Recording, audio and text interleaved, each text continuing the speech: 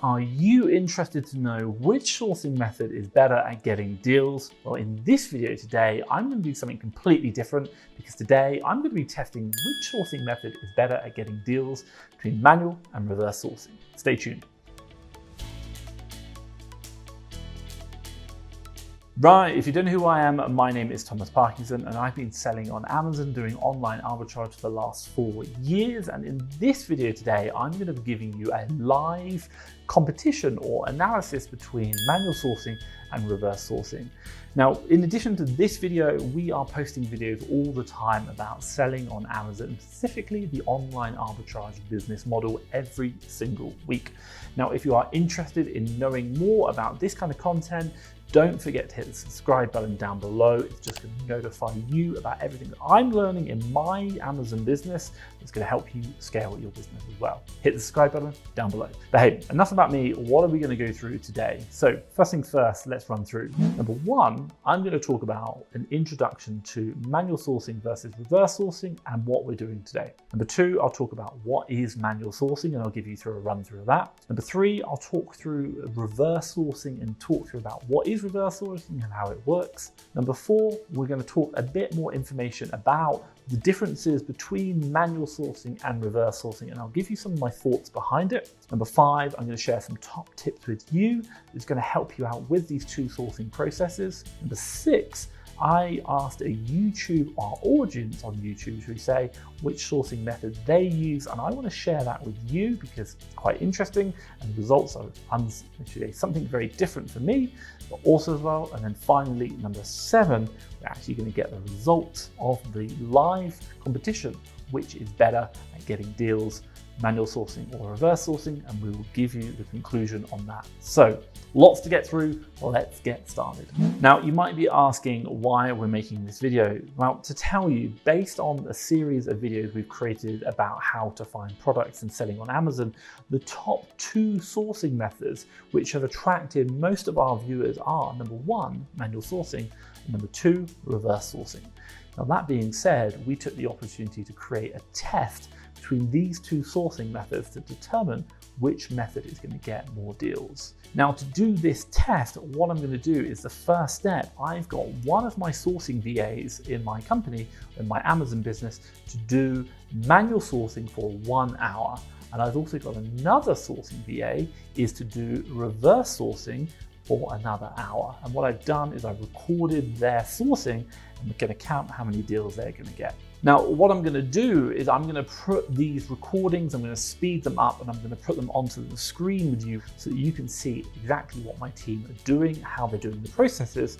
And what I'll do is I'll share about all the content and what I've learned about them throughout the video. And at the very end, we'll share you the results of how well they did. So let's get those videos started now. Now, one question you might be asking is, hey Tom, it's all very well and good having these screen shares up there going. Well, you can actually see them, which I think is super useful if you are looking at the differences between them. But you might be asking, what is the actual difference? Well, while they are going, let's talk about the difference between manual sourcing and reverse sourcing. And I will go through each of the processes in a bit more detail in the next chapter. So this leads me nicely on to chapter number 2, what is manual sourcing? Well, quite simply, this is the generic way of sourcing a product, wherein you go through to, should we say, a website and you find a product, and then you are looking on Amazon to find the same product on Amazon, which you can resell. If I give you a really classic example, i.e. you go to like disney.com and then you're going to find a product. Maybe you're going to go through to the offers, and then what you're going to do is manually find that product on Amazon, the same product, and you're going to check if it's the same product, i.e. they match. And then what you're going to do is you're going to check to see if that product meets that criteria of yours. And what do we mean by criteria? Does it have enough profit? Does it have enough ROI? And is the sales line good enough to make sure the product is actually selling? Now, it sounds simple, but this is actually a very time-consuming process. And for me, learning and understanding this method allows you, myself as well, to discover techniques in sourcing products. Now, reverse sourcing, on the other hand, also allows you to source manually, very similar to what we're doing, although the process of sourcing is slightly different in comparison to the way you do manual sourcing. So let me share that with you now in the next chapter. This leads me nicely on to chapter number 3, what is reverse sourcing? Well, like what I said earlier, this is a way of sourcing manually, but it differs in the way that how you begin sourcing the products. So in manual sourcing, we're going to the supplier first, we find a product, and then we go to Amazon to find that product and check to see if it meets our criteria. Now what we're doing in reverse sourcing is we're going to start on Amazon first, find a product, and then what we're going to do is go find a supplier for that product. So to further elaborate, let's say for example you go to Amazon and then you're searching any category, or should we say brands. Let's say for example you go to Amazon and you're finding a product like, I don't know, maybe like a Holland & Barrett own brand. They're a UK based, like they do vitamins and health supplements. So once you've found a product on Amazon that you like, maybe it's got no Amazon competing on there, maybe it's got a good sales rank, you're happy with that, and you now know the sale price you need to sell it at, but also because you know the sale price, you now know the buy price, what you can then do is find that same product with the supplier and see if you can get it for the right price. So that's going to be really useful. Now for me, using this method helps me to find products that are already selling well on Amazon, because again, like I said, you are directly finding products on Amazon that, should we say, fit our sourcing criteria, sales rank, maybe no Amazon competition, low competition, for example, and then we are looking for the supplier. Again, this is still a time-consuming process because, hey, you're still sourcing manually. It does have an impact. Quick question for you guys. What sourcing method do you use out of these two methods the most often? Manual sourcing or reverse sourcing? Let me know in the comments down below. Now, this leads me nicely onto manual sourcing versus reverse sourcing, and I'll share some of my thoughts behind it. Manual sourcing to me is really the process of the very first basic process that pretty much everyone learns. That is what I started off, and I probably did that for a very, very long time. Now, the reverse sourcing is obviously exactly the same. The reverse, go to Amazon, find the same product in Amazon that you like, and then reverse source it. Now for me, interestingly enough, the one thing which I really find is that these two methodologies do work really well, and I've done a lot of sourcing with them. But personally, for me and my business, what I generally find is that there are times that when reverse sourcing does very, very well, but there are times when it doesn't. There are times when manual sourcing, just doing that direct from supplier, works really well. Let's say, for example, right now you go to a supplier, let's call it like Walmart in the US. They've got a sale on their Lego section. Like, fantastic. You are going to, of course, use a manual sourcing method to find the products on sale in Walmart and then find the corresponding product in Amazon to see if it's profitable, because that is the process you can use. Very, very important. Now, the reverse sourcing method might work really well, whereby what you've seen is that right now, let's say, for example, back in COVID times, you're actually saying there was a problem with masks, maybe even like hand sanitizers.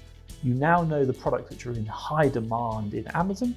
You're going to use a reverse sourcing method to go back and find a supplier for them because something's going on.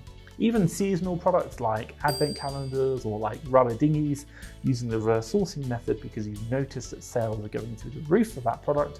That's going to really help you out understanding what products are currently selling and what you need to go find supply for. But interesting enough, a lot of the time, I'll probably use both of these methods in conjunction with one another when it comes necessary. But I do love them both, and they do both have their times when they work really well and also sometimes when they don't. Now, what I will say is make sure you stay to the end, because we've got the two competitions, we've got the two sourcing methods going against each other. And what I will do is also give you the results at the end and my thoughts on the results. I think it might surprise you. So stay to the end, watch that. Now, quick question. We are testing manual sourcing versus reverse sourcing in this video right now. Now, these are just one of many sourcing, or two, should we say, two of many sourcing methods that you can use within, should we say, the sourcing methodology and the whole portfolio of them. That's just going to help you find deals that you can buy low to resell on Amazon for a profit. And this is something that I've been doing now for 4 years. Recently just turned over £1 million in the last 12 months. That's 7 figures. Now the thing for you is, if you are interested and you want to get started doing this business model, or maybe, hey, you're already selling it and you just want to brush up on your skill set, what I would say is have a look at the FastTrackFBA Express course. This is a free 7-day course I put together, which takes all my best YouTube content, but also as well private content that we don't share with anyone else. Also lots of other free downloads. It's going to really help you out understand exactly what you need just to ramp up your sourcing, find more deals, and obviously start buying low to sell high on Amazon to make a profit. Check it out. I'll drop a link down below to the Fast Track FBA Express course. I think it's really going to change your business, improve your processes, and obviously up your profitability. And that's what we're looking for. Check it out, Fast Track FBA Express course, link down below. Right, this leads me on to my 5th chapter in this video, top tips for you. Now, while these videos are going on, let me share some of the top tips with you that I think are going to really help you out in these processes that are just going to support you in finding more deals. So what are they? Number 1, what I'd really say is collect and save in a sheet all the Amazon products that would be good to buy, good to sell, obviously on Amazon, buy and obviously resell, and its corresponding suppliers. Why? Because the market is changing all the time. Amazon's prices changes, supplier prices changes. If you've just got a list of those products, you're like, they're the ones that I want to buy, they're the ones that the sources I can get, you can just check those links very, very quickly. It's going to speed up your process because you've already found the deals that should be profitable in the past. You're now just going to click those 2 links, load it up. Maybe it might be a month, maybe it might be a couple of weeks, but they are going to come back in stock and you know that they're going to be profitable for you. So build that list. Now, number 2, what I would say is use a method which makes your sourcing most efficient. And I say this because I get more deals, when I use reverse sourcing, but sometimes we find that manual sourcing works best for us. And again, like I said before, it's all about the process. It's all about what works better in certain situations. So generally speaking, what I'd say is understand which sourcing method you want to use. And if you want my top tip, is actually learn to combine sourcing methods together. Sometimes you want to do a manual, and then you find something and you'll do a reverse source of that. And sometimes you start reverse sourcing and then realize actually you've now found sale, for example, and now you want to go do a manual sourcing of that. Test what is working for you and what doesn't, and then apply that methodology to your sourcing technique. And at the end of the day, the measure of success is finding deals that you can spend the most amount of money on. That's really important. Now, number 3, what I will say is if you want to get more deals, then try experimenting with different sourcing methods. I kind of talked about it earlier. So try combining manual with reverse, or reverse and manual. And it might even be like manual with newsletter sourcing. It might be like voucher code sourcing with manual sourcing. There's so much you can do and you want to experiment. So why? Because it's going to get you more deals and it's going to just widen your sourcing process.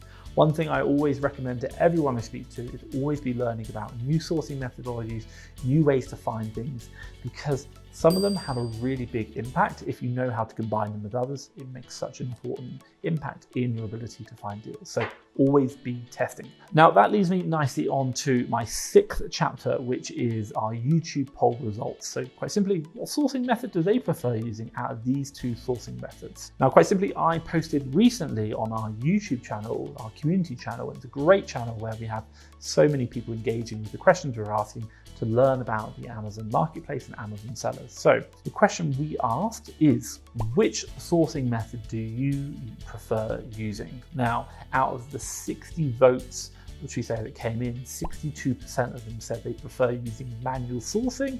And that being the case, people prefer using the manual sourcing method, obviously 62%. So then that means that 38% of the sellers prefer the reverse sourcing. Now, still quite a significant margin, there's quite a big gap, but it's not massively one way or the other way.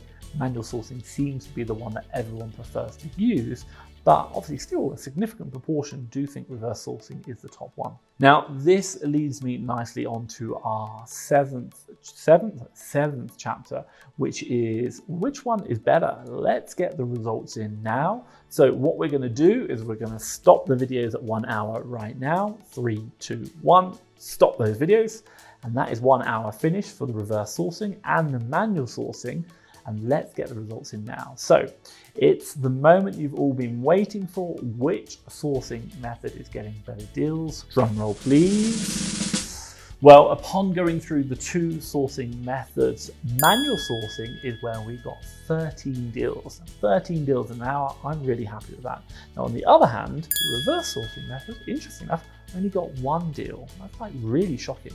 But look, let me give you a big caveat here. The results are really going to depend on market conditions, and also as well, I may be getting more deals using the manual sourcing method because there might have been better offers, or you might have just hit the right website that I've chosen in comparison to the deals offered on Amazon or the prices at the moment. So this is a really interesting result, but I do think I want to share with you that number one, it depends on market conditions. Number two, sometimes you just get lucky. And I think 13 deals in and out on manual sourcing is certainly a good result. Really happy with that. Now, what I will say is hopefully you have found this content interesting. And if you want me to create any more videos like this, where we're doing like challenges, talking about one process versus another, let me know down in the comments below. We're just trying to like add value, show you what's working in our business, but also as well showing you the differences between two things.